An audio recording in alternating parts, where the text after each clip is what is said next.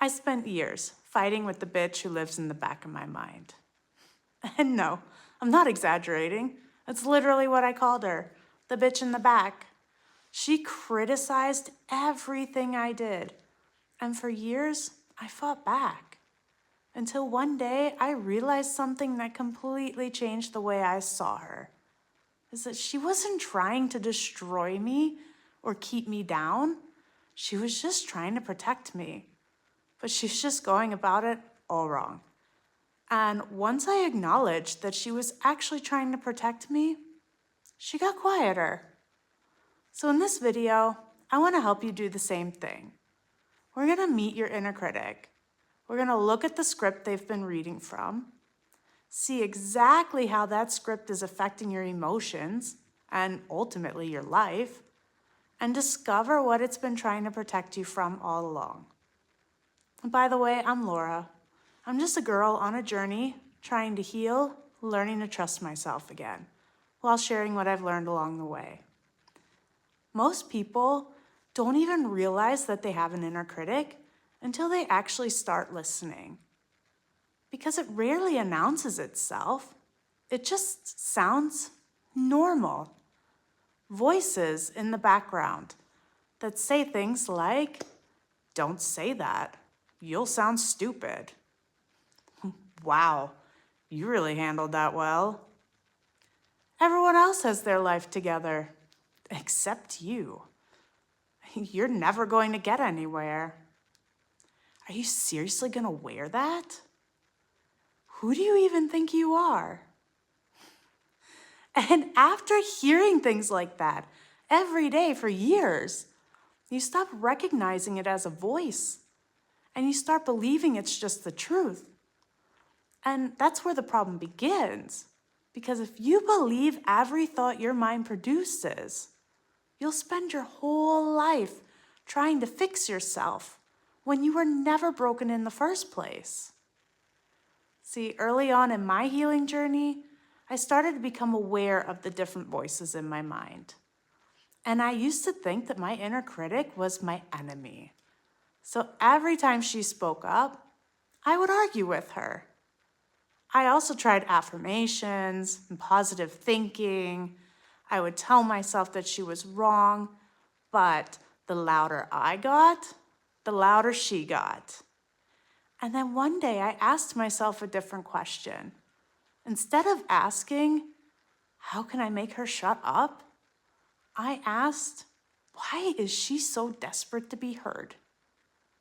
And that's when I realized she wasn't attacking me. She was trying to protect me in the most ass-backwards way imaginable. You see, our brains are wired for survival. So somewhere along the way, if you learned, if I make a mistake, people will reject me, or if I'm not perfect, I'm not lovable, or if people see the real me, I'll get hurt, your brain remembers that. And it creates a character whose entire job is to stop that pain from happening again. And that's your inner critic. But the inner critic is just being protective and using terrible methods to go about it. But once I realized that, I started wondering where she learned to say those things in the first place. Because every character has a backstory. And every actor has a script. The inner critic didn't write hers. Someone handed it to her. Maybe it came from a parent, a teacher, a relationship, bullying, social media, years of comparing yourself to everyone else. But over time, those messages became her script.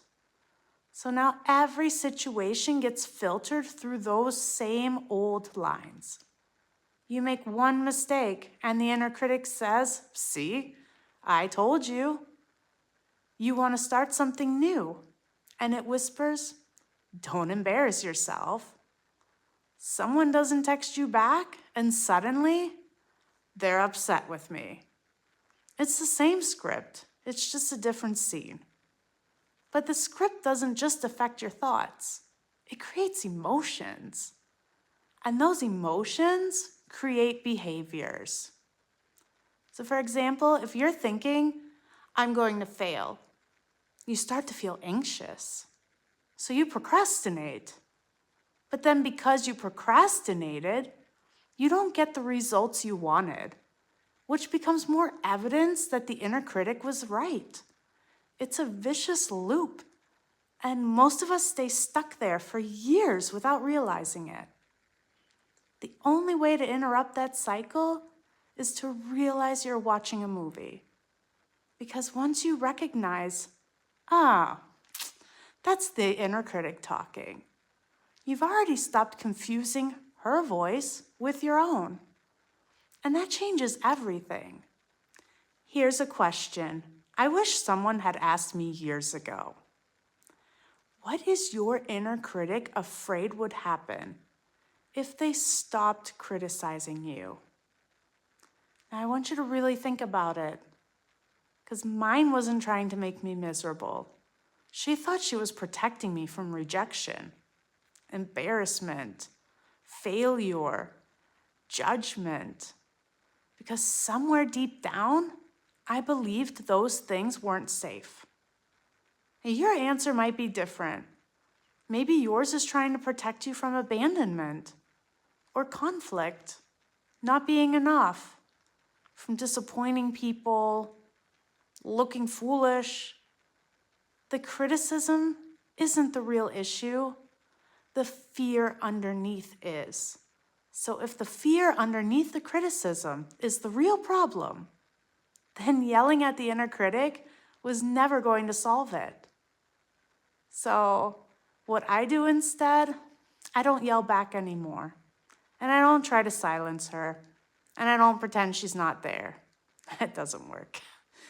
Instead, I stopped treating her like an enemy and started treating her like a scared part of me. So when she shows up, I ask myself, what are you afraid will happen? What are you trying to protect me from?